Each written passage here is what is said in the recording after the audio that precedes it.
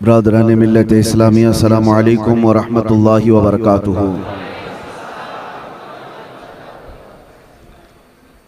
الحمدللہ وکفا وسلام علی حبیبہ المصطفى اما بعد فاعوذ باللہ من الشیطان الرجیم بسم اللہ الرحمن الرحیم۔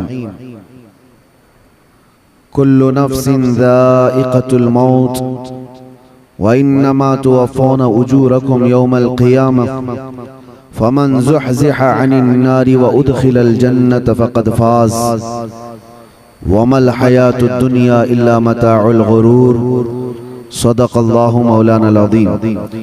بارگاہ رسالت مواب صلی اللہ تعالی علیہ وسلم میں درود پاک کا ہدیہ پیش کریں۔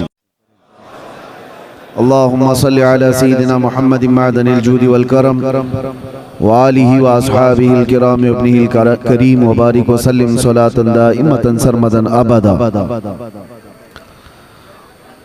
کرسی صدارت پر جلوہ بار گلے گلزار اشرفیت آبروئے خاندان اشرفیہ معین المشائخ حضرت العلامہ سید معین الدین صاحب ادام اللہ اقبالہ، دیگر علماء اور اساتین یہاں پر حاضر ہیں۔ سب سے پہلے آپ سے میں یہ گزارش کروں گا کہ یہ محفل اللہ کے گھر میں ہو رہی ہے، اس کا احترام باقی رکھنا بہت ضروری ہے۔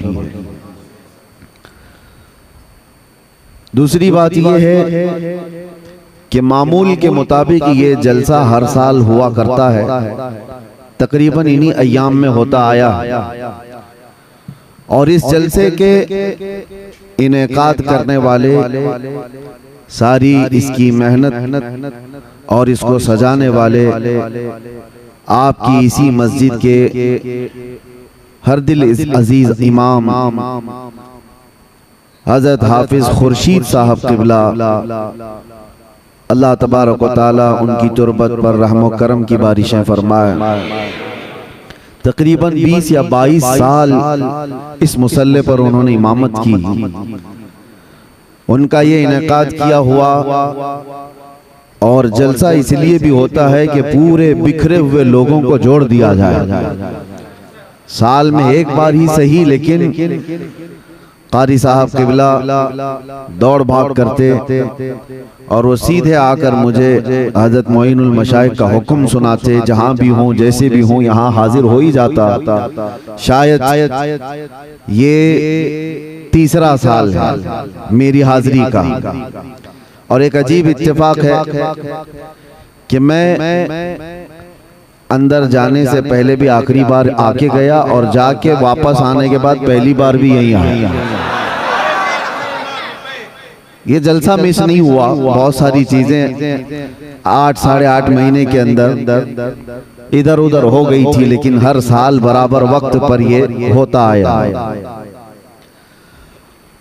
اس کار خیر کو جنہوں نے شروع کیا، اللہ تبارک و تعالیٰ اس کا اجر عطا فرمائے۔ میرے آقا صلی اللہ تعالیٰ علیہ وسلم نے ارشاد فرمایا، من سن سنتا حسنتا، جس نے کسی نئے طریقے کو ایجاد کیا، فَلَهُ أَجْرُهَا، اس کو اس کا اجر ملے گا۔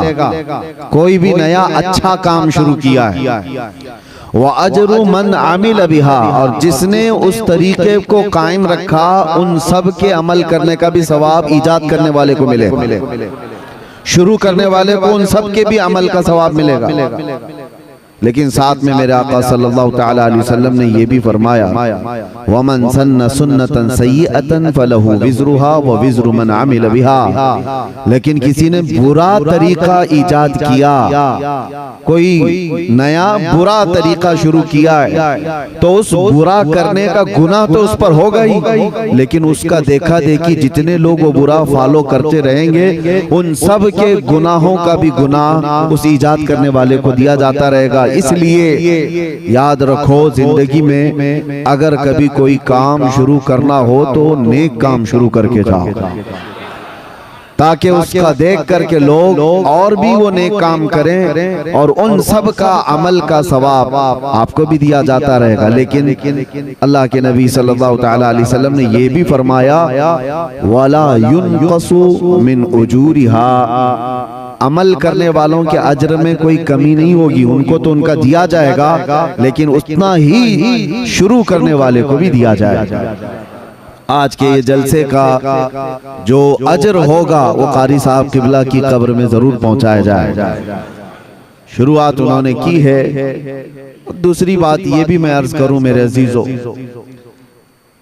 کہ جیسے کہ ابھی آپ سن رہے تھے کہ امامت اور نارمل چیز نہیں ہے، مسجد کی ہر قسم کے لوگوں کو امام جوڑ کر کے رکھتا ہے، مقتدی ایک فکر کے نہیں ہوتے، اس میں پٹھان بھی ہیں، سید بھی ہیں، شیخ بھی ہیں اور پتہ نہیں کیسے کیسے سارے ہیں جو آپس میں ایک دوسرے کے رشتے بھی نہیں کرتے، لیکن وہ سب ایک صف میں کھڑے رہتے ہیں اور اس امام کی اقتداء میں۔ اور یہ اللہ تعالیٰ کا نظام ہے جو رب تبارک و تعالیٰ اس نظام کو قائم رکھا ہوا ہے۔ مجھے حیرت ہوتی ہے، قاری صاحب یہاں نہیں رہتے تھے، کرلا میں ان کا گھر تھا، تقریباً 12 سال وہ وہاں سے آ کر فجر کی نماز پڑھایا کرتے تھے، تقریباً جہاں تک مجھے علم ہے سالوں تک کوئی صبح ٹرین کا سفر کر کے آئے اور فجر کی نماز پڑھائے۔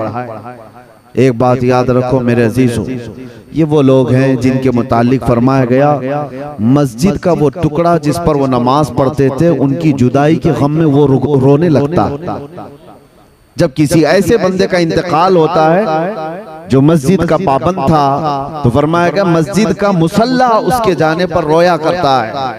زندگی ہو تو ایسی کہ زمین کے ٹکڑے بھی روئیں، ایسی زندگی نہ ہو کہ زمین کا ٹکڑا کیا پوری دنیا بھی یہ نہ کہنے لگ جائے کہ دھرتی کا بوجھ چلا گیا۔ ایسی زندگی تو نہ گزارو۔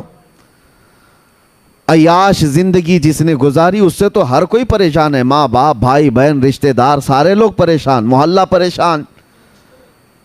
اب میں آپ کے سامنے ایک بات یہ بھی بتا دوں، ہر ایک کو تو موت کا مزہ چکھنا ہے، آپ ہیں ہم ہیں سب تو اس دنیا سے جانے والے ہیں۔ لوگ جیتے ایسے ہیں جیسے ان کو جانا ہی نہیں ہے، لیکن یقین ایسا ہے سب کو پتا ہے کہ دنیا کا بڑا سے بڑا بادشاہ بھی موت کے چنگل سے بچ نہیں سکتا۔ اور رب تعالیٰ نے قرآن میں فرمایا اینما تکونوا یدرککم الموت ولو کنتم فی بروج مشیدہ، تم جہاں کہیں بھی ہوگے موت تمہیں آ کر پکڑ لے گی، اگرچہ تم مضبوط قلعے میں کیوں نہ بیٹھ جاؤ۔ دنیا کا کوئی حکیم ایسا معجون نہیں تیار کیا جو موت سے بچا لے۔ سائنس اتنی ترقی کر کے بھی آج تک موت کی دوا نہیں بنا سکا، کوئی نہیں بنا سکتا قیامت تک۔ قرآن میں اللہ کا وعدہ ہے لِكُلِّ أُمَّةٍ أَجَلٌ، ہر جماعت کو یا ہر انسان کو موت آنی ہے۔ اذا جاء اجلهم فلا يستأخرون ساعة ولا يستقدمون، جب وہ اجل آ جائے، جب وہ وقت مقرر آ جائے تو اللہ تعالیٰ قرآن میں فرماتا ہے ایک سیکنڈ نہ پہلے آئے گی نہ بعد میں آئے گی، وہ وقت مقرر سب کا ہے۔ اچانک ہمارا بھی اعلان ہو جائے گا کہ دنیا سے چلے گئے، انتقال کر گئے، چند دنوں کے بعد پھر معمول پر سب لوگ آ جائیں گے اور سب لوگ اپنے اپنے گھر بار میں اسی طرح۔ حضرت سفیان ثوری رضی اللہ تعالیٰ عنہ فرماتے ہیں لوگ جو ہے گھروں کو کہتے ہیں نا، قاری صاحب کے گھر والے، ظاہر سی بات ہے ان کے بچے بھی ہوں گے، کتنی بڑی آفت آئی ان کے گھر پر، اچانک باپ چلا گیا اور بچے یتیم ہو گئے، گھر کیسے چلے گا، بچیوں کو کون دیکھے گا، گھر والوں کی سوچتے ہیں، صحیح بات ہے، لیکن بزرگوں کا سوچنا کچھ اور ہی تھا۔ حضرت سفیان ثوری ایک جنازے میں تھے اور جنازہ جا رہا تھا، 8 سال کی بچی جنازے کے پیچھے تھی جس کے باپ کا انتقال ہوا تھا، وہ روئی جا رہی تھی ہمارے گھر پر کتنی بڑی مصیبت آئی، ہمارے باپ چلے گئے۔ حضرت سفیان ثوری نے اس بچی کو دیکھ کر جواب دیا بیٹی تمہارے گھر پر نہیں، جو تمہارے باپ پر موت والی جو مصیبت آئی ہے اس سے بڑھ کر کبھی کوئی آ ہی نہیں سکتی۔ موت یہ ایسی آزمائش اور ایسی مصیبت کہ اس سے بڑی کچھ نہیں، تم لوگوں کا کیا گھر والوں کا، کل پھر کھڑے ہو جاؤ گے، 2 دن کھانا نہیں بنے گا، 3 دن نہیں بنے گا، پھر کھاؤ گے۔ موت انسان کے لیے سب سے بڑی مصائب کی، آزمائش کی، ایک ایسی بادشاہ کا نام ہے جس کے متعلق حضرت سفیان ثوری فرماتے ہیں کہ اپنے باپ سے پوچھو کہ کتنی بڑی مصیبت آئی، موت اس کو ہلکے میں مت لو، آسانی پہ مت لو۔ اور جب دفن کر کے آ گئے دوسرے دن وہ قبرستان گئے تھے، حضرت سفیان قبرستان گئے ہیں اور وہی بچی قبر کے پاس بیٹھی رو رہی ہے، اور کیا کہہ رہی تھی اپنے باپ سے کہ ابا جب آپ بیمار تھے تو بچھونے میں بچھا دیتی، اوڑھنے میں لا کے دیتی، آپ کو بھوک لگتی کھانے میں لاتی، دوائیاں میں پلاتی، کل کی رات کیسی گزری آپ کی؟ کون بستر پوچھا، کون اوڑھنا پوچھا، کون دوائیاں اور کون کھانے پوچھا؟ یہ اپنی بچی کے جذبات تھے جو اپنے باپ سے قبرستان میں قبر کے پاس بیٹھ کر کے وہ یوں مناجات کر رہی اپنے الفاظ سے۔ حضرت سفیان ثوری پیچھے سے سن رہے تھے، انہوں نے کہا بیٹی یہ پوچھ اپنے باپ سے، یہ مت پوچھ کہ بستر کون دیا، اوڑھنا کون دیا، دوائی کون دیا، کھانا کون دیا، یہ دنیا ختم ہو گئی۔ ان سے اب یہ پوچھ ہم نے جو کفن دیا تھا فرشتوں نے اسے باقی رکھا یا ختم کر دیا؟ یہ پوچھ ابھی کہ ہم نے نہلا کر کے بھیجا تھا، کہیں اس پر اللہ نے بچھو اور سانپ تو نہیں چھوڑ دی کہ ہم نے خوشبوئیں لگائی تھی، پیٹ کے پھٹنے کے بعد تعفن اور بدبوئیں تو نہیں پھیل گئی؟ یہ پوچھ اب مردے سے۔ میرے عزیزو، بعد کی جو منزل ہے حضرت عثمان غنی رضی اللہ تعالیٰ عنہ خلفائے راشدین میں تیسرے نمبر پر، آپ جب قبرستان جاتے تھے اتنا روتے تھے کہ ان کی داڑھی سے آنسوں کے قطرے گرنے لگ جاتے تھے۔ آپ کے غلام وہ کہتے کہ حضرت عثمان غنی سے کہ جب بھی آپ قبرستان کے پاس آتے اتنا کیوں غم کرتے ہیں، اتنا کیوں روتے ہیں؟ وہ کہتے کہ یہی ایک منزل ہے جس سے بندہ نکل گیا تو سب میں نکل جائے گا، یہی وہ منزل ہے۔ قبر کو آج لوگوں نے ہلکے میں لیا ہے، اور ممبئی والوں کا کیا ہے، 6 مہینے کے بعد قبریں کھج جاتی ہیں، تمہیں تو اور بڑی عبرت کی بات ہے، دیکھو نکلنے کے بعد کیسی ہڈیاں وہاں نکلتی ہیں۔ وہ وقت کے بڑے بڑے طاقتور سورما لوگ ہیں، بڑے بڑے پیسے والے لوگ ہیں، جو بڑی بڑی گاڑیوں میں گھومنے والے لوگ ہیں، جن کے گھٹنے سے لے کر ٹخنے تک کی ہڈیاں قبروں میں بکھری ملتی ہیں۔ جب جب قبروں سے مٹیاں نکالی جاتی ہیں، کیا آپ نہیں دیکھتے سوکھی کھوپڑیاں باہر آتی ہیں؟ وہ کس کی ہیں؟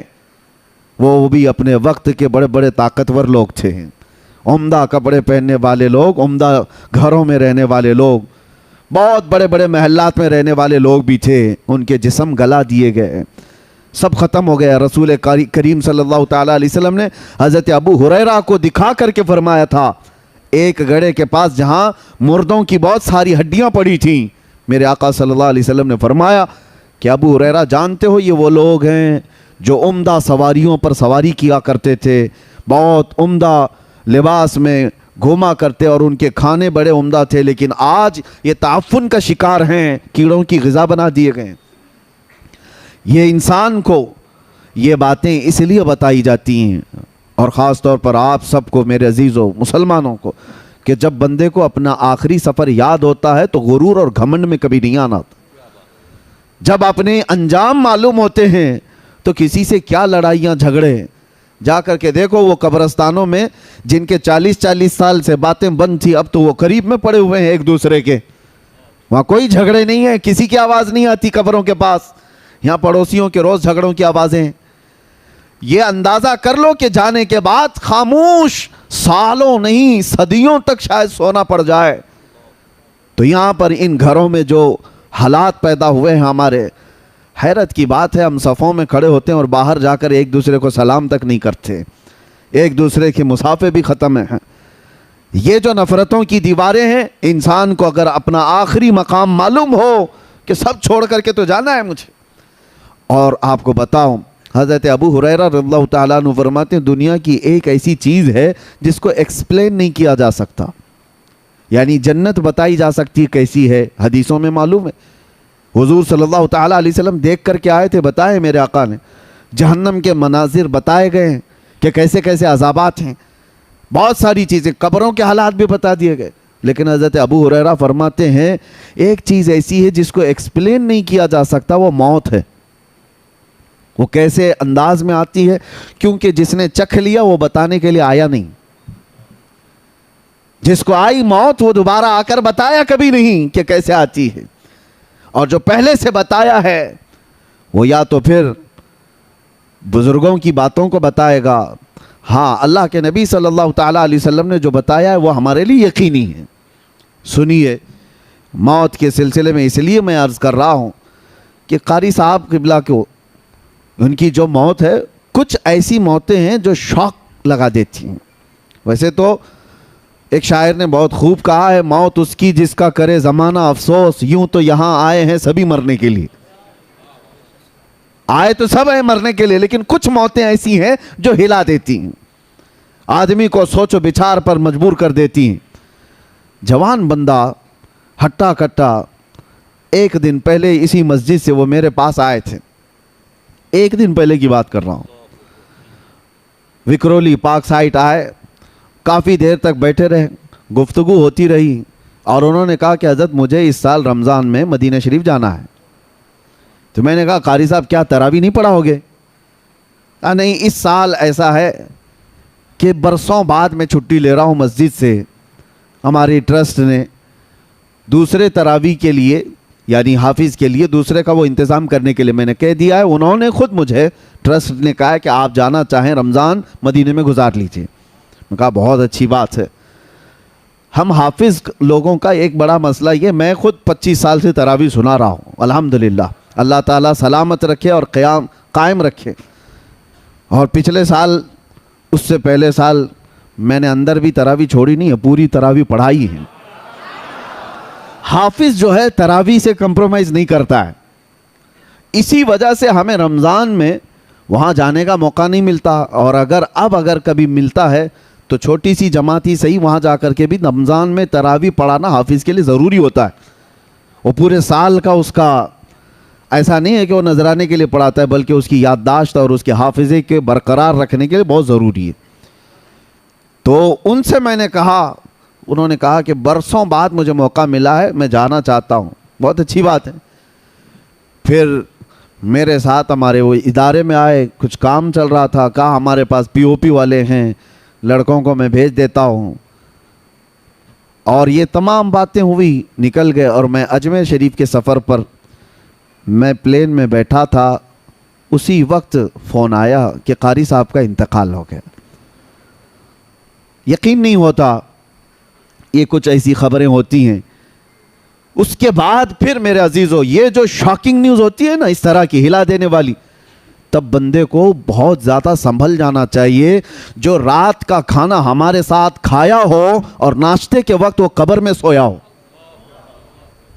یہ ہے دنیا بدل جاتی ہے, پوری دنیا بدل گئی. ایک شام پہلے جو مغرب پڑھایا ہو اور دوسری شام مغرب میں وہ قبرستان میں سویا ہو, پوری دنیا تبدیل ہو جاتی ہے. آج ہم یہاں بیٹھے ہیں, ہم میں سے کسی کو نہیں پتا فجر ملنے والی ہے نہیں. یہ موت کا معاملہ اللہ تبارک و تعالیٰ نے اس طرح اسی لیے رکھا ہے کہ بندہ غرور و تکبر میں فرعون نہ بنے.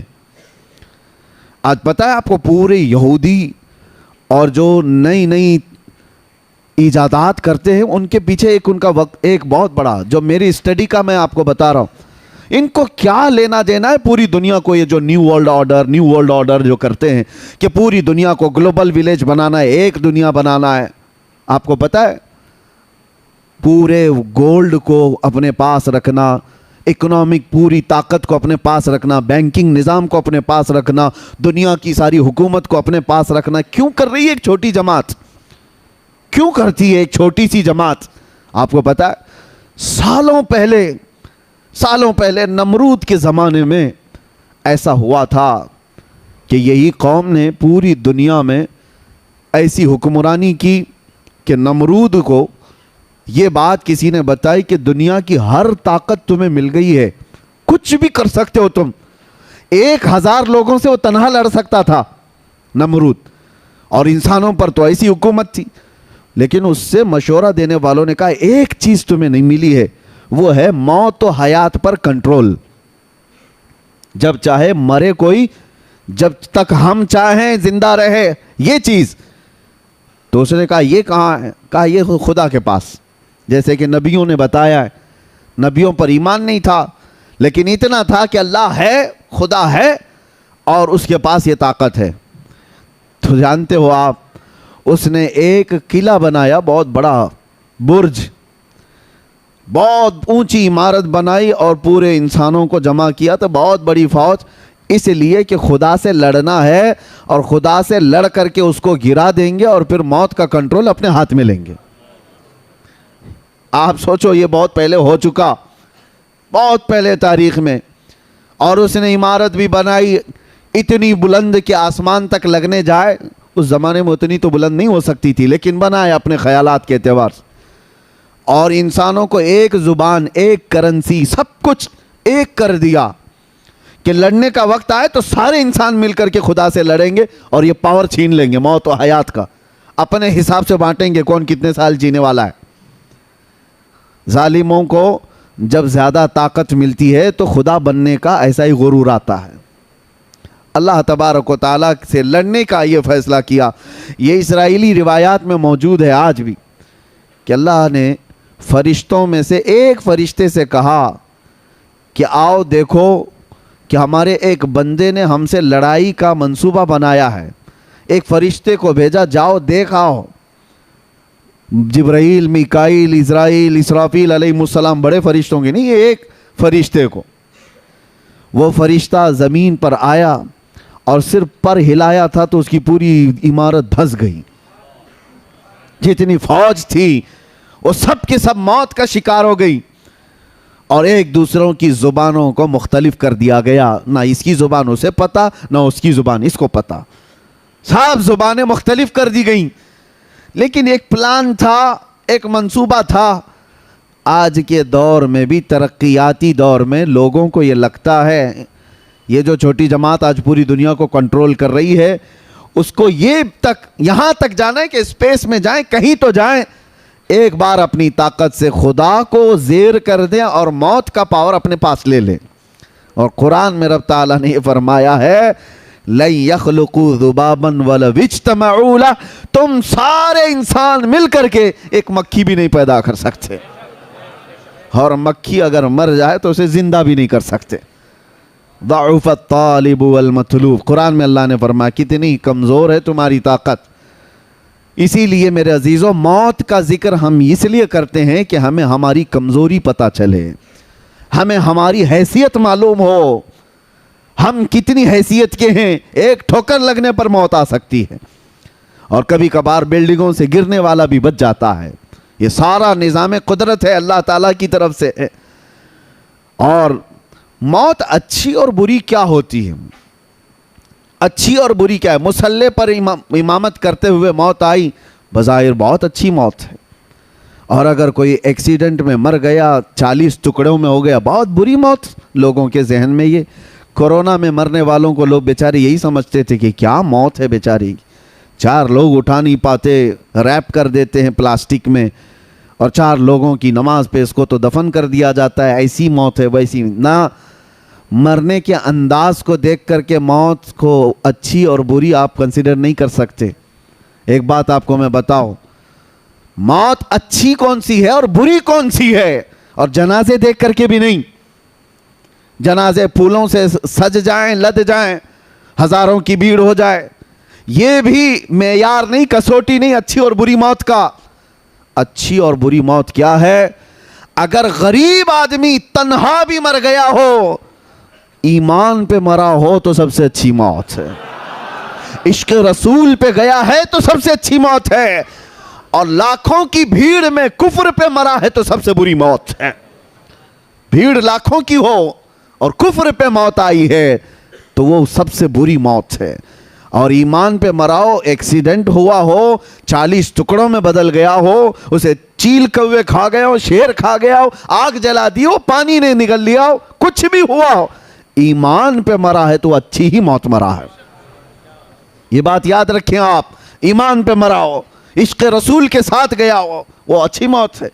اور باقی اگر ایمان نہیں تھا مرنے کے وقت، پھر چاہے جتنے جلسے جلوس ہو جائے اس کے، وہ کوئی اچھی موت نہیں۔ اسی طرح سے یہ بھی کہا گیا ہے مدینے میں مرنے کی تمنا سب کی ہوتی ہے، لیکن مدینے میں مرنے کے بعد جو فضیلت ہے مدینے میں مرنے والے کی، وہ ایمان کے ساتھ مرے تو فضیلت ہے، ورنہ منافقین کو جنت البقیع سے نکال کر پھینک دیا جاتا ہے۔ یہ بھی بات یاد رکھو آپ، ایمان کی حالت میں جو دنیا سے گیا اور مدینے میں مرا ہے، ارے اس کے کیا کہنے ہیں. ارے وہ قیامت کے دن مومنین کی شفاعت کرے گا. میرے آقا صلی اللہ تعالیٰ علیہ وسلم نے فرمایا جنت البقیع کے اس قبرستان سے 70,000 لوگ ایسے نکلیں گے قیامت کے دن جن میں سے ہر میت 70,000 کی شفاعت کرے گی. وہ فضیلت ہے ان کے لیے، لیکن وہ ایمان کے ساتھ گیا ہو، عشق رسول کے ساتھ گیا ہو. اور اسی لیے ہم تمنا بھی کرتے اللہ تعالیٰ اللہم ارزقنا شہادتاً فی سبیلک و موتاً فی بلد حبیبک. اے اللہ تیرے راستے میں ہمیں شہادت عطا فرما اور تیرے نبی کے شہر میں موت عطا فرما. اچھا، ایک صاحب نے مجھ سے سوال کیا تھا کہ شہادت کی بھی طلب کرتے ہیں اور موت مدینے میں بھی، تو اس کا مطلب ہے جنگ ہونا چاہیے مدینے میں.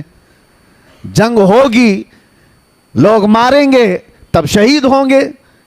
مدینے میں جنگ ہوگی، آپ لڑیں گے، آپ کو مارا جائے گا، آپ شہید ہوں گے، تب مدینے میں موت ہوگی. دونوں چیزیں ایک ساتھ کیسے آئیں گی کہ اللہ تیرے راستے میں شہادت عطا کر اور موت مدینے میں عطا کر؟ اس کا مطلب جنگ مدینے میں ہونا چاہیے.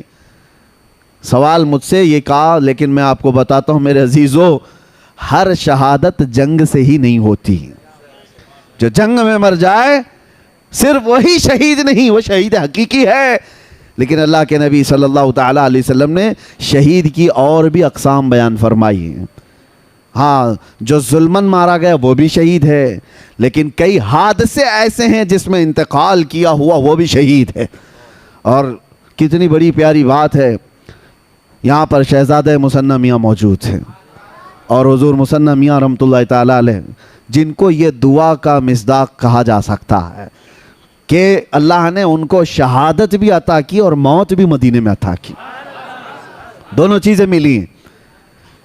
ایک ہے نیچرل ڈیتھ، طبعی موت ہوئی ہو، لیکن ایک ہے حادثاتی موت. کچھ حادثے ایسے ہیں جس پر اللہ کے رسول نے فرمایا اسے شہادت کا مقام ہے. تو شہید بھی ہوا ہو مدینے میں اور مدینے میں موت بھی ملی ہو، یہ بہت کم لوگوں کو ملتا ہے، بہت ریئر ہے. اللہ تبارک و تعالیٰ وہ قسمت ہمیں عطا فرمائے. میرے عزیزو، موت کا تذکرہ میں صرف آپ کے سامنے اس لیے کر رہا ہوں کہ یہ کسی کو وقت نہیں دیتی، کسی کو مہلت نہیں دیتی. اسی لیے آپ یہ مت سمجھنا کہ عمر ہو جائے گی، بعد میں بچے جوان ہوں گے تو میں داڑھی رکھ لوں گا، نماز کا پابند بن جاؤں گا. ارے 17 سال کے جنازے نہیں جاتے ہیں کیا؟ 18 سال کے جوانوں کے جنازے نہیں دیکھتے؟ بچوں کے بھی جنازے جاتے ہیں. موت کی کوئی عمر نہیں ہے. ہاں، جس کو بڑھاپا مل گیا وہ نعمت ہے. سب کو نہیں ملتا بڑھاپا. جس کو بڑھاپا مل گیا اور وہ بھی اسلام پہ ملا ہے، اس کے لیے وہ نعمت ہے. بعض لوگ یہ کہتے ہیں نا، ارے بڈھا ہو گیا اب مسجد نہیں جائے گا تو اور کیا کرے گا، کام دھندا کیا ہے؟ تمہیں نہیں پتا ہر بوڑھا مسجد والا بھی نہیں ہوتا، اس کے لیے بھی فضل الہی ضروری ہے. ہر بوڑھا نہیں ہے مسجد کا. کتنے بوڑھے تو 80 سال کے ہو گئے ابھی روز بلیڈ مار رہے ہیں، ان کو ابھی جوان بننے کا شوق ہے روز.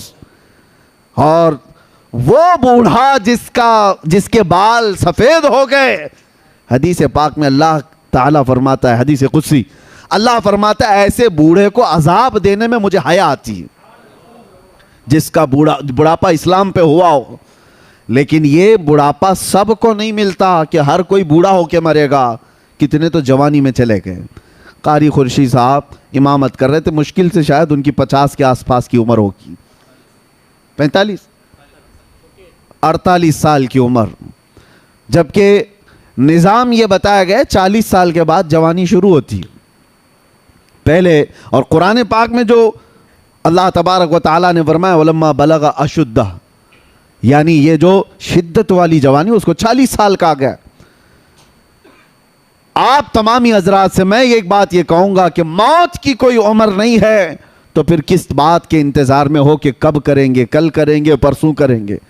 جو بات تمہیں بعد میں اچانک آنے والی ہے اس کے لیے پہلے سے تیار ہونا چاہیے.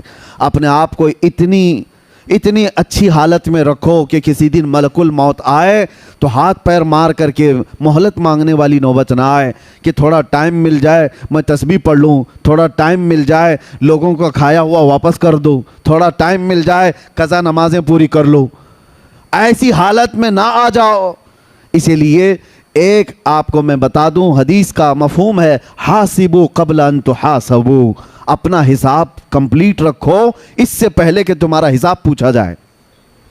حساب اپنا کمپلیٹ رکھ لو اس سے پہلے کہ تمہارا حساب پوچھا جائے. اور موت سب کی ایک طرح کی بھی نہیں ہے.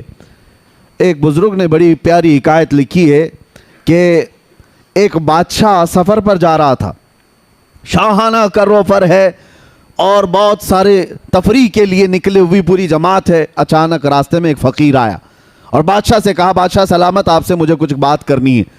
بادشاہ نے کہا، یہ میرے آرام کا وقت ہے، تفریح کا ہے، ابھی میں تو پکنک پہ جا رہا ہوں، کیا چاہیے تجھے بول.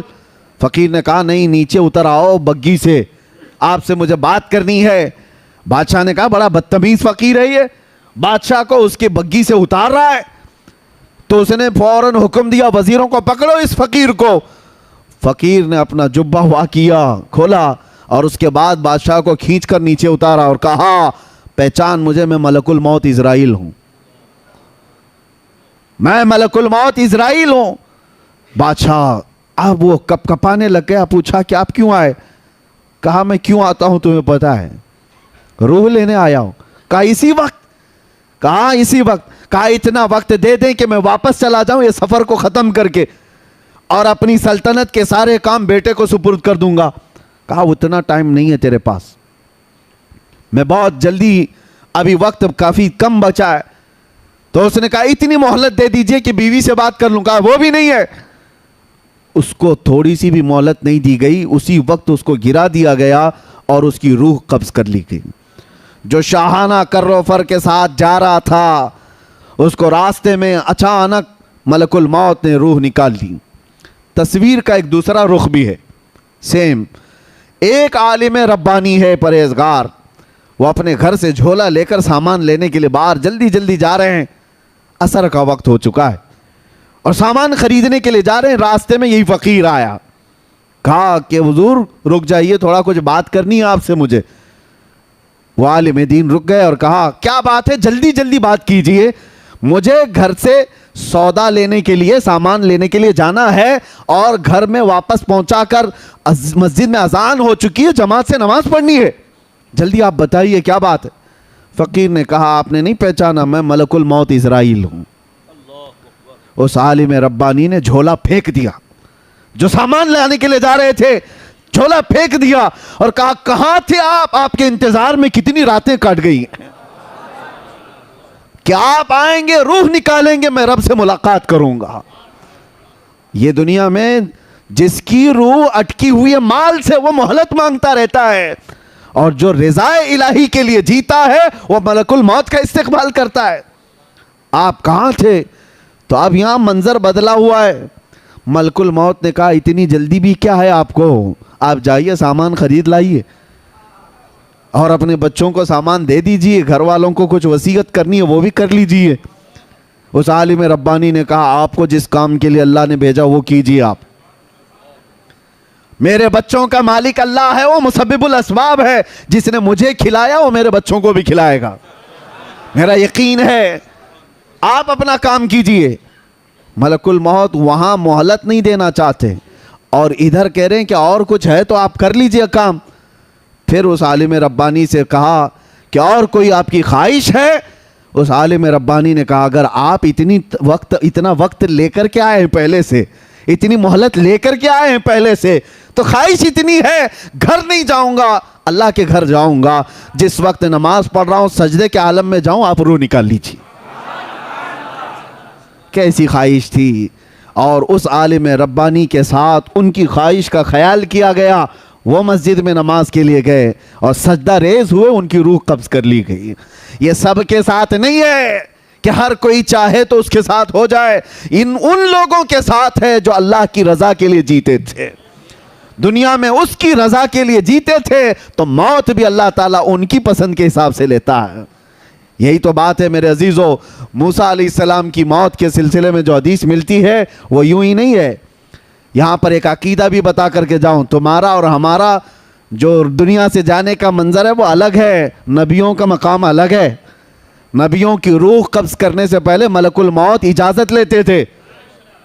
تمہارے گھر میں اجازت نہیں لی جائے گی. ہاں انبیاء سے اجازت لی جاتی، لیکن وہ موسیٰ علیہ السلام کی روح قبض کرنے کا منظر تو بہت الگ ہی ہے۔ ملک الموت آئے تھے اور ان سے پوچھا کہ اے اللہ کے نبی موسیٰ، آپ کی روح قبض کرنے کے لیے اللہ نے مجھے بھیجا ہے۔ انہوں نے ایک تماچا لگا دیا، اور کہا جاتا ہے کس نے؟ موسیٰ پیغمبر نے ملک الموت کو، اور ان کی آنکھ باہر آئی۔ وہ واپس چلے گئے رب تعالیٰ کے حضور اور کہا اے اللہ تو نے کس کے پاس بھیجا؟ اس نے مار کر کے آنکھ باہر کر تھی۔ وہ پیغمبرانہ جلال تھا، کسی دوسرے کو کیا ملک الموت چھوڑ دیتے؟ اور کیا کسی کی ہمت تھی؟ یہاں یہ عقیدہ مجھے بتانا ہے، وہ خبیثوں کو سمجھنا چاہیے جو نبی کو اپنے برابر سمجھتے ہیں۔ کبھی آپ جو برابر کہتے ہیں بڑے بھائی کے طرح، ہماری طرح بشر تھے، تم بھی ملک الموت کو تھوڑا انگلی اٹھا کے دکھاؤ، پتہ چلے گا تم کو کہاں پہنچا دیا جائے گا۔ وہ نبی کی شان ہے، اللہ اپنے محبوبوں کو یہ طاقت دیا ہوا ہے۔ اللہ تعالیٰ نے یہ نہیں فرمایا کہ نظام میں خلل ہو گیا، نہیں، رب تعالیٰ نے فرمایا اے اسرائیل جاؤ دوبارہ اور ایک گھنے بالوں والا بکرا لے کر جاؤ، اور ان سے کہو کہ اس بکرے کے جسم پر ہاتھ رکھیں، ان کے ہاتھ کے نیچے جتنے بال آئیں گے اتنی عمر ان کی بڑھا دی جائے گی، اتنی زندگی ان کو دی جائے گی۔ دوبارہ اسرائیل آئے اور موسیٰ علیہ السلام کے پاس بکرا پیش کیا، کہا آپ اس پہ ہاتھ رکھیے، آپ کے ہاتھ کے نیچے جتنے بال آئیں گے اتنی عمر آپ کی بڑھا دی جائے گی۔ دوسرا کوئی ہو تو کہتا نا کہ 1 سال بڑھ گیا تو چلے ٹھیک ہے، 10 سال بڑھ جائیں گے ٹھیک ہے۔ موسیٰ علیہ السلام نے کہا ہٹ جاؤ، میں رب سے بات کرتا ہوں۔ اللہ کریم سے آپ نے کلام کیا اور کہا اے اللہ جب اتنے سال بھی گزر جائیں تب کیا ہوگا؟ رب نے فرمایا موت آئے گی، اس لیے کہ میرا وعدہ ہے کل نفس ذائقۃ الموت، ہر جان والی چیز کو موت کا مزہ چکھنا ہے۔ موسیٰ علیہ السلام کو اللہ نے کیا فرمایا؟ موت تو آئے گی، جتنے سال بھی ہوں گزر جائیں موت آئے گی۔ تب موسیٰ علیہ السلام نے کہا جب موت آنا ہی ہے تو اب کیا تب کیا؟ پھر اسرائیل سے کہا کہ مجھے بیت المقدس کے قریب کر دو۔ زمین کو لپیٹ دیا گیا، آپ کو دم زدن میں بیت المقدس کے قریب کر دیا گیا۔ وہاں پر ایک قبر کھودی جا رہی تھی، اس میں حضرت موسیٰ علیہ السلام لیٹے اور کہا اسرائیل سے کہ اب میری روح قبض کر لو۔ یہ شان ہے نبیوں کی کہ ہر ایک کی موت اس طرح سے نہیں آتی ہے، کچھ موتیں وہ ہیں، اسی لیے موت میں بھی درجات ہیں، موت میں درجات ہیں۔ ایک حضرت عمر فاروق رضی اللہ تعالیٰ عنہ سے مروی یہ بات ہے، آپ سے پوچھا گیا موت کے آنے کے انداز الگ الگ ہیں؟ آپ نے کہا ہاں۔ کہا کیسے؟ کہا مومن کی روح اور کافر کی روح نکالنے میں فرق ہے۔ ایک کافر کی اور ایک بدبخت کی گنہگار کی روح ایسے نکالی جاتی ہے جیسے کانٹوں کی جھاڑی پر ریشم کا کپڑا ڈال کر کھینچو، ریشم کا کپڑا، سلک کا کپڑا ڈال کر کانٹوں کی جھاڑی پر جب کپڑا کھینچیں گے تو اس کے تار کس طرح نکلتے چلے جائیں گے۔ روح نکلنے کے وقت اس کو ایسا لگے گا ناخن سے اس کی روح نکالی جا رہی ہوگی، شدت کا درد ہوگا۔ اور پھر آپ سے پوچھا گیا مومن کی روح کیسے نکالی جاتی ہے؟ کہا ایسے جیسے میدے کے گندھے ہوئے آٹے میں بال پھنساؤ تو نکال لیا جاتا ہے۔ ایک بال گندھے ہوئے آٹے میں پھنسا ہو تو اس کو نکالنے میں کیا محسوس ہو، نہ بال کو پتہ چلے نہ آٹے کو پتہ چلے۔ تو آپ کے ہاتھ میں ہے کس طرح دنیا سے جانا چاہتے ہو۔ قرآن میں اللہ نے فرمایا ہے یا ایتھا النفس المطمئنہ ارجعی الی ربک راضیۃ مرضیہ فادخلی فی عبادی وادخلی جنتی۔ کچھ وہ لوگ ہیں جن کے مرنے سے پہلے ان کے کانوں میں یہ آواز آتی ہے اے پاکیزہ جان کے مالک آ جا اپنے رب کی طرف خوشی خوشی۔ اللہ فرماتا ہے میرے بندوں میں شامل ہو جا، میری جنت میں داخل ہو جا۔ اور حدیث پاک میں ہے کچھ گنہگار ایسے ہیں جن کے مرنے سے پہلے کانوں میں آواز آتی ہے یا ایتھا النفس الخبیثہ، اے برے جان کے مالک اخرجی من الجسد الخبیث، گندے جسم سے نکل جا۔ اللہ کا یہ حکم ہوتا ہے گندے جسم سے نکل جا اور میرے بندوں سے دور ہو جا، جہنم میں داخل ہو جا۔ اور وہ اس آواز سے ہی تڑپ جاتا ہے، چہرہ بدل جاتا ہے، موت کے وقت جو ڈر طاری ہو جاتا ہے۔ عزیزان گرامی وقار، موت کے وقت جو حالات آتے ہیں، قرآن کہتا ہے کہ اگر تم دیکھ لو نا فرشتوں کو کہ فرشتے کیسے مارتے ہیں، اور یضربون وجوہہم وادبارہم، ان کے پیچھے ان کی پیشانیوں پر مارتے ہیں روح نکالنے کے لیے، بہت شدت کا درد، اور کہا گیا سکرات کا وقت ایسا کہ مکھی بھی اگر اس کے جسم پر بیٹھے تو پہاڑ کی طرح لگتا ہے، اس کے لیے پانی کا ایک قطرہ ایک ندی کے برابر لگتا ہے۔ یہ موت کے انداز ہیں۔ میں گفتگو سمیٹتے ہوئے اب آپ کو بتاؤں میرے عزیزو، یہی بات امام اعظم ابو حنیفہ سے پوچھی گئی۔ اب یہ ہمارے ایمان کی بات کر رہا ہوں، توجہ، کیسے مرنا چاہتے ہو سن لو۔ امام اعظم ابو حنیفہ سے کسی نے سوال کیا کہ سنا ہے بدبخت اور گنہگار کی موت بڑے دردناک انداز سے آتی ہے، اور ایک عاشق رسول کی موت بڑی خوشحالی کے ساتھ آتی ہے، وہ خوشی خوشی دنیا سے جاتا ہے، ایسا کیوں ہوتا ہے جبکہ روح نکالنے والا ایک ہی ہے، فرشتہ ایک ہی ہے، درد کیسے ہوتا ہے، روح ایک ہی ہے؟ آپ نے کیا کہا جانتے ہو؟ امام اعظم نے کہا جا سورہ یوسف پڑھ لے، تجھے سمجھ میں آ جائے گا۔ سورہ یوسف قرآن پاک کی سورہ 13ویں پارے میں حضرت امام اعظم ابو حنیفہ نے کہا جا یہ پڑھ لے۔ وہ پڑھ کر کے آیا، اس میں موت کا کہیں ذکر ہی نہیں ہے کہ کیسے کافر کی موت آتی ہے، کیسے مومن۔ ارے اس میں تو یوسف و زلیخا کے واقعات ہیں۔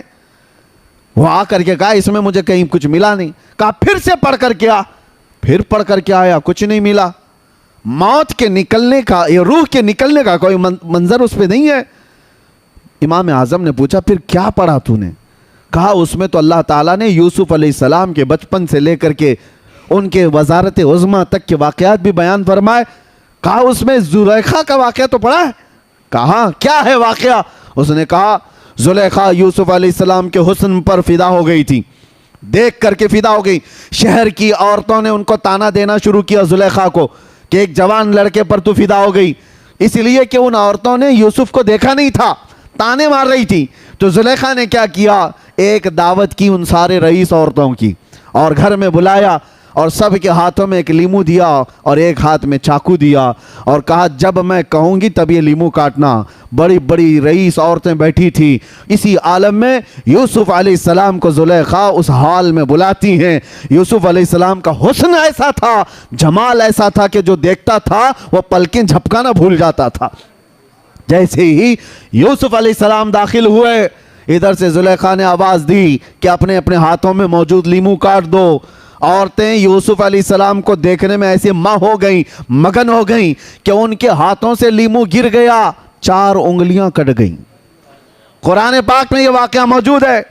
قطعنا ایدیہن، اللہ فرماتا ہے انہوں نے اپنے ہاتھوں کی انگلیاں ہی کاٹ لی۔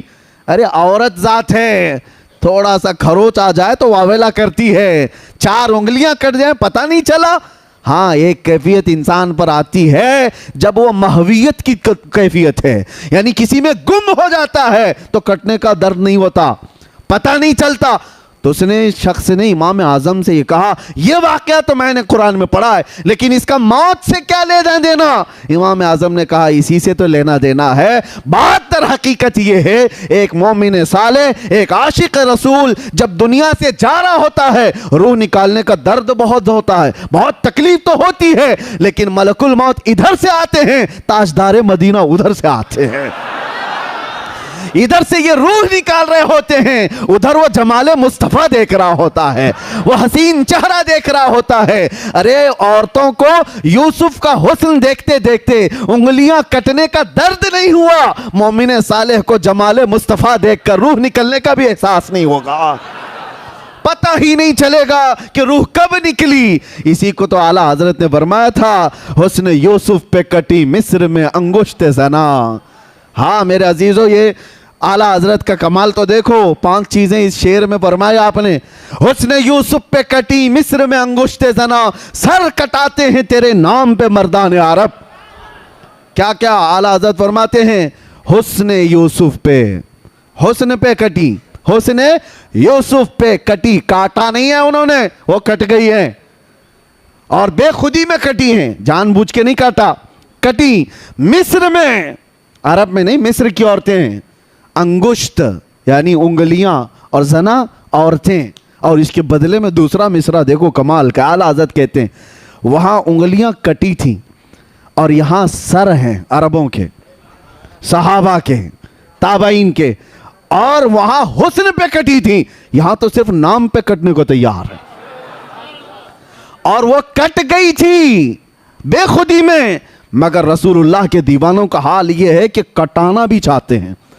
ایسے نہیں کہ بے خودی میں کٹ گیا سر، نہیں، جان کر کے کہ یہ کہنے پر میرا سر کٹ سکتا ہے پھر بھی کٹانے کو تیار ہے. سر کٹاتے ہیں تیرے حسن پہ نہیں یا رسول اللہ، تیرے نام پہ. اور مصر کی عورتیں نہیں، عرب کے مرد، عرب کے بڑے شہسوار. یا رسول اللہ یہ تیری عظمت ہے کہ وہاں حسن یوسف پہ عورتوں کی انگلیاں کٹ گئی تھیں، یہاں صرف آپ کے نام پر بڑے بڑے شہسوار اپنا سر کٹانے کو تیار ہیں. بہرحال خلاصہ کلام یہ ہے، اس عشق میں جیتے رہو گے تو دنیا سے جانا بھی آسان ہوگا، بلکہ دنیا میں جینا بھی آسان ہوگا. جینا بھی آسان ہوگا، جانا بھی آسان ہوگا انشاءاللہ.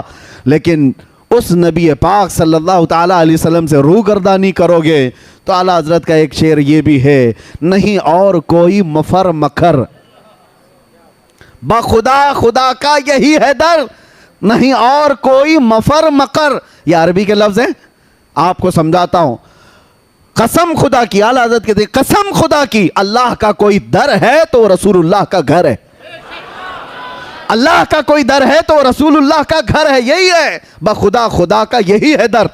اب جو آگے ہے نا، نہیں اور کوئی مفر مکر. مفر کہتے ہیں بھاگنے کی جگہ، مکر کہتے ہیں ٹھہرنے کی جگہ. حضور کو چھوڑے تو نہ بھاگنے کی جگہ ہے نہ ٹھہرنے کی جگہ ہے. ہاں، ہم نے ان درندوں کو بھی دیکھا ہے جو حضور پر بھونکتے تھے. آج دیکھو کہاں ہیں، منہ چھپا کر کے پوری زندگی جینا پڑتا ہے. جو بھی گستاخیاں کرتا ہے اس کے بعد اس کو روپوشی میں زندگی گزارنی پڑتی ہے. وجہ اس کو بھی پتہ ہے، ہم یہاں سے دھمکی نہیں دے رہے، لیکن یہ قدرتی طور پر ہے. وہ یہاں نہیں، پوری دنیا میں کرتا خود ہے فیم کے لیے، اور پھر بعد میں پوری زندگی ڈر ڈر کے جیتا ہے.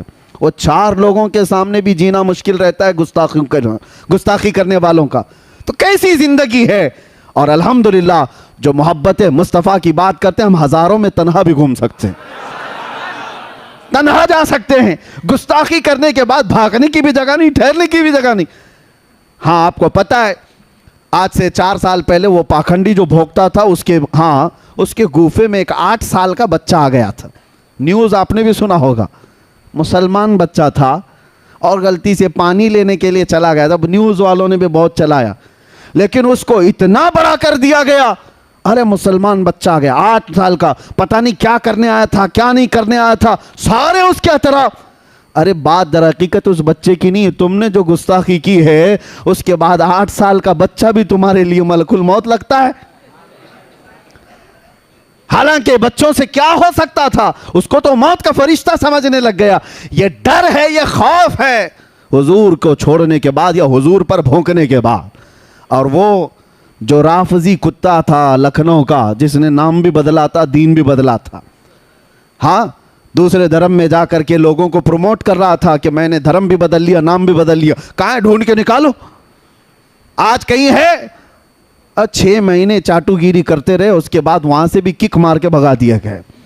دھوبی کا کتا، نہ گھر کا نہ گھاٹ کا. اعلیٰ حضرت فرماتے یا رسول اللہ، جو تیرے در سے یار پھرتے ہیں در بدر یوں ہی خار پھرتے ہیں.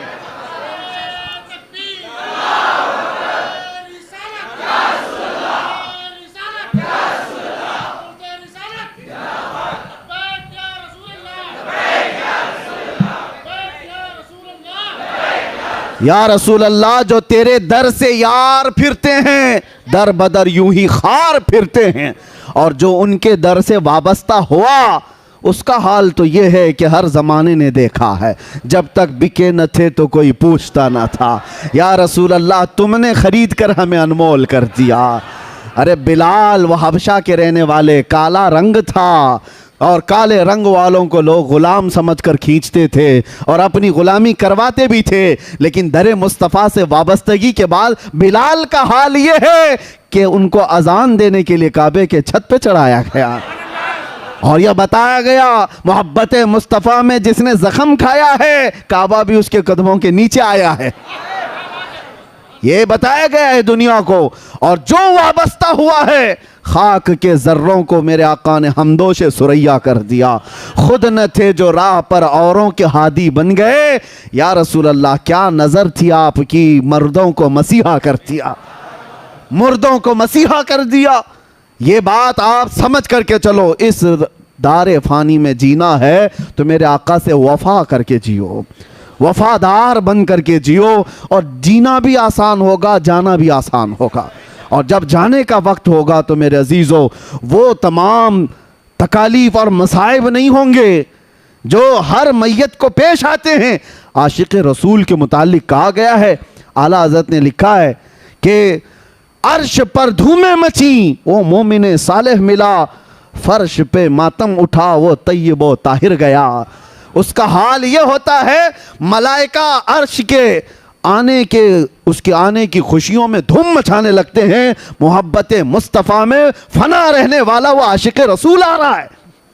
اور ادھر کیا ہوتا ہے, پوری روئے زمین اس کے جانے کے غم میں ماتم کنا ہے. سب کے دل محسوس کر رہ جاتے ہیں. زندگی گزارو تو ایسی زندگی گزارو کہ جس کے جانے کا غم پوری دنیا کو ہو اور ملائکہ کو اس کا استقبال ہو. اور اسی لیے ہم کہتے ہیں کہ ملائکہ کو اس کا استقبال ہو. یہ کب ہوگا؟ تم کیا چیز دیکھنے کے لیے دنیا میں جی رہے ہو؟ ہر آدمی اپنے اپنے کچھ نہ کچھ ایکسپیکٹیشن رکھتا ہے. 40 سال کا ہو گیا ہوں, اتنا کمایا ہوں, یہ چاہیے. عام نوجوانوں کی زندگی تو یہ ہے کہ آج ایک کسی حسین لڑکی کو اپنے دامے فریب میں پھنسا لینا, یہ سمجھتا ہے زندگی کا بہت بڑا تیر مار لیا میں نے. کون سا بڑا کام کر لیا؟ ہاں, لڑکیوں کو چیٹنگ کے ذریعے, ڈیٹنگ کے ذریعے, فلاں کے ذریعے, اس کے ذریعے, اس کے ذریعے پھنسا لینا, یہ بہت بڑا کام ہے. تو رم کھاؤ. ارے تم کیا جانتے ہو شہ سوار کون تھے اور ہمارے جرنیل اور لیڈر کون تھے؟ کاش آج کا جوان پڑھ لیتا خالد بن ولید کون ہے, جانتا تو یہ سب جو لکھے پکے ہیں یہ سب ختم ہو جاتے. یہ کاجو بادام کی باڈیاں. خالد بن ولید 125 جنگیں لڑی اپنی زندگی میں, 125 جنگیں, اور ایک جنگ میں بھی اللہ نے ان کو شکست نہیں دی. اور جانتے ہو, اسی لیے میں ان کا ذکر کر رہا ہوں, خالد بن ولید جب لڑنے کے لیے جاتے تھے تو ان کے ہاتھ میں جو تلوار تھی وہ 35 کلو کی ہوتی تھی.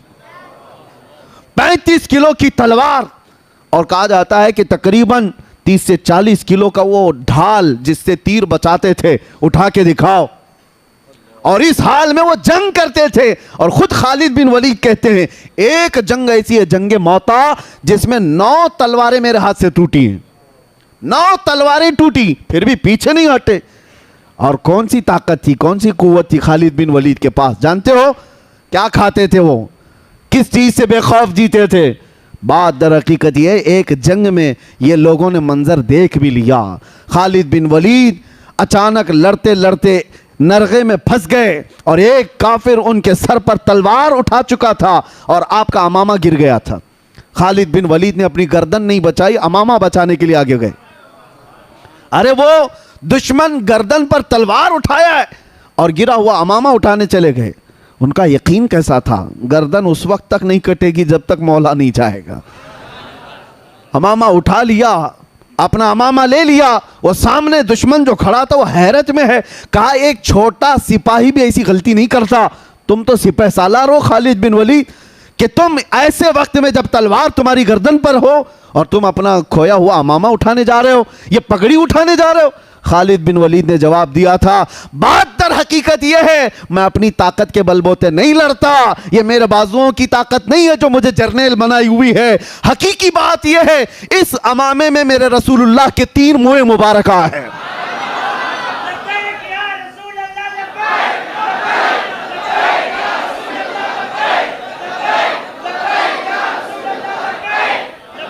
توجہ, خالد بن ولید کہتے ہیں اس امامے میں رسول اللہ کے 3 موئے مبارکہ ہیں اور میرا یقین یہ ہے یہی برکت ہے جو مجھے ہر میدان میں فتح یاب کرتی ہے. ہاں, یہ ہے نسبت صحابہ کی, یہ ہے وفاداری جو انہیں طاقتور بنا رکھی تھی. اسی لیے میں نے کہا وفا کرو تو جینا بھی آسان ہے, جانا بھی آسان. اور بے وفائی میں یہاں گھٹ گھٹ کر کے مرتے رہو گے. اسی لیے میرے عزیزو آخری بات یہ ہے, اعلیٰ حضرت نے فرمایا زیادہ دیر انتظار مت کرو اپنے آپ کو بدلنے، اپنے آپ کو توبہ کر کے صحیح راستے پر لانے کے لیے زیادہ دیر تک انتظار نہ کرو. آج لے ان کی پناہ، آج مدد مانگ ان سے، کل نہیں.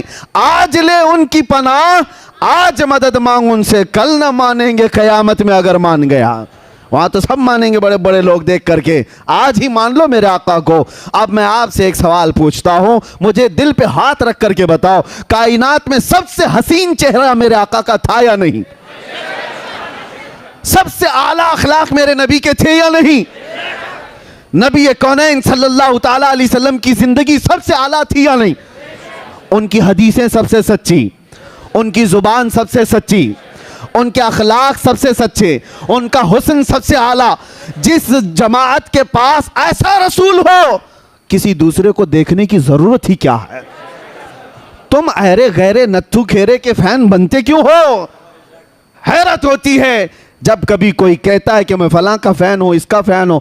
جھوٹے ہو آپ، تمامی حضرات جھوٹوں کے فین بنتے ہو، جبکہ تمہیں اللہ تعالیٰ نے بھیجا ہے یہاں پر تمہارے نبی کے لیے. اس کے نہیں بننا، اپنے نبی کے وفادار. ہمیں اس کائنات میں جینے کے لیے اللہ تعالیٰ نے بھیجا ہے. زندگی یہ نہیں کسی کے لیے، زندگی ہے نبی کی، زندگی ہے نبی کی. اور نہ سمجھ مرتے ہیں زندگی کے لیے، جینا مرنا ہے سب کچھ. ہاں اتنی بات یاد رکھو، جب ایسی زندگی گزارو گے نا، طلب کیا ہونی چاہیے؟ کیا تمہارے اسکرین پر ننگی تصویریں دیکھ کر رات گزارنے کی؟ کیا تم بے حیائیوں میں اپنے تنہائیاں گزارنے کی طلب رکھو گے؟ چھوڑ دو ان تمام چیزوں کو، اللہ دیکھ رہا ہے تمہاری تنہائیوں کو بھی. اور ان قریب موت آنے والی ہے، ان قریب آنے والی ہے. تم پردے کے ہلنے سے جب خوف کر جاتے ہو کہ کوئی دیکھ لے گا، ارے وہ اللہ خبیر و علیم و بصیر، ہر شے کو دیکھ رہا. یہ چیزیں دیکھنے کی طلب میں مت جیو. صرف جینا ہے تو یہ طلب رکھ کر کے جیو جو اعلیٰ حضرت کے شہزادے مفتی اعظم نے کہا تھا، کچھ ایسا کر دے میرے کردگار آنکھوں میں، ہمیشہ نقش رہے روئے یار آنکھوں میں. انہیں نہ دیکھا تو کس کام کی ہیں یہ آنکھیں کہ دیکھنے کی ہے ساری بہار آنکھوں میں. حضور کو دیکھنے کی طلب لے کر کے جیو، اور پھر وہ وقت آ بھی جائے گا جب بار بار تم دروازہ کھٹکھٹاتے ہو تو دروازہ کھل ہی جاتا ہے. بار بار کسی کا دروازہ کھٹکھٹائے تو کھل ہی جاتا ہے. اور میرا رسول بڑا غیرت مند ہے، آتا ہے فقیروں پہ انہیں پیار کچھ ایسا، خود بھیک دیں اور خود کہیں منگتے کا بھلاؤ. روز طلب تو رکھو بارگاہ مصطفیٰ میں، کچھ ایسا کر دو. اور پھر یہ طلب رکھو اور اتنا کہہ دو میرے آقا کی بارگاہ میں. یقین ہے نا حضور سنتے ہیں؟ یقین ہے حضور سنتے ہیں؟ تو پھر یہ کیوں نہیں کہتے یا رسول اللہ، سنا ہے آپ ہر عاشق کے گھر تشریف لاتے ہیں، سنا ہے آپ ہر عاشق کے گھر. ارے میرے گھر میں بھی ہو جائے چراغا، میرے دل میں بھی ہو جائے چراغا. جب یہ طلب لے کر جیو گے ایک دن دروازہ کھلے گا، ایک دن رحمت کا دروازہ کھلے گا، اور نہ جانے وہ ہمارا گھر خوشبوؤں سے مہک جائے گا. اور پھر اس حال میں تمہاری موت آئے اور ہماری موت آئے تو کس شان سے آتی ہے پتہ ہے؟ کس شان سے؟ ہم نے پوچھا تھا بزرگوں سے کہ جب ہمارے جنازے جاتے ہیں تو ان کو سفید کپڑے عطر لگا کر خوشبوؤں میں ملوث اور اس کے ملبوس اور اس کے اچھے کپڑوں میں ملبوس، سرما بھی لگائے، پھولوں سے سجائے. ارے یہ تو دولہے کے ساتھ ہوتا ہے، مردے کے ساتھ کیوں؟ مردہ ہے، مر گیا، اب اس کو کیا کپڑے، مٹی میں تو جا رہا ہے. عطر اس کو کیوں؟ تھوڑی دیر کے بعد تو بند ہونے والی ہے قبر. یہ سرما کیوں؟ بند آنکھوں پر. اور یہ پھولوں سے سجا ہوا جنازہ کیوں جا رہا ہے؟ جیسے شادی میں جا رہا ہے. بزرگوں نے کہا بیٹا وہ آج زیارت مصطفیٰ کے لیے جا رہا ہے. آج جو ہمارا جنازہ جا رہا ہے، کسی سنی کی بات کر رہا ہوں، اس کی بات نہیں کر رہا جو مر گیا مردود نہ فاتحہ نہ درود، اسے کیا دیکھنا ہے. سنی کی بات کر رہا ہوں. وہ جنازہ جاتا ہے تو بڑی شان سے جاتا ہے. اس لیے ہمارے بزرگوں نے یہ رواج رکھا تھا، لوگ دیکھ کر کے حش حش کریں آج کی رات یہ میرے مصطفیٰ کی زیارت کے لیے جا رہا ہے. ہاں یہی ہے شب گور بھی اسی گل سے ملاقات کی رات. ہاں اسی گل سے ملاقات کی رات. اور جب قبر میں جائیں گے ہوگا کیا؟ منکر نکیر کو آنا ہے، نیلی آنکھوں والے کالے چہرے والے زمین کو دانتوں سے نکالتے ہوئے آئیں گے اور جھنجھوڑ کر کے اٹھا کر سوالات پوچھیں گے. بتا تیرا رب کون ہے، بتا تیرا دین کیا ہے. اور پھر تیسرا سوال وہی ہے جو سب پھنستے ہیں اکثر, حضور کو دکھا کر کے ان کے بارے میں کیا کہتا تھا. بات یہی ہے. بہت سارے تو جواب دے دیں گے میرا رب اللہ ہے, میرا دین اسلام ہے, لیکن فرشتے سوال میں وہاں پر چینجنگ کر دیتے ہیں. آپ کو پتہ ہے فرشتے پہلے 2 سوال میں پوچھتے ہیں تیرا رب کون ہے, تو کیا جواب ہوگا؟ میرا رب. سوال پر توجہ رکھو, لفظ پر, کون ہے. وہ یہ نہیں پوچھ رہے کون تھا, یہ پوچھتے ہیں کون ہے. اور دوسرا سوال بھی فرشتے کہتے ہیں تیرا دین کیا ہے. فرشتے یہ نہیں پوچھتے تیرا دین کیا تھا, کیا پوچھتے ہیں تیرا دین کیا ہے, وہ کہتا ہے اسلام. لیکن تیسرے سوال میں فرشتے چینج کر جاتے ہیں. ما کنت تقول فی حق ھذا الرجل, حضور کو دکھا کر کہتے ہیں یہ کون ہے, نہیں پوچھتے ہیں ان کے بارے میں کیا کہتا تھا. ہاں یہ اب بھی کیا کہہ رہا وہ نہیں, پہلے کیا تھا, اپوزیشن میں تھا کہ ادھر تھا. ان کو دکھا کر کے حضور کو فرشتے کہتے ہیں ما کنت تقول, کیا کہتا تھا حضور کے بارے میں. ہاں تو وہ پھر حضور کو جو کہتا تھا اسے کہنا پڑے گا.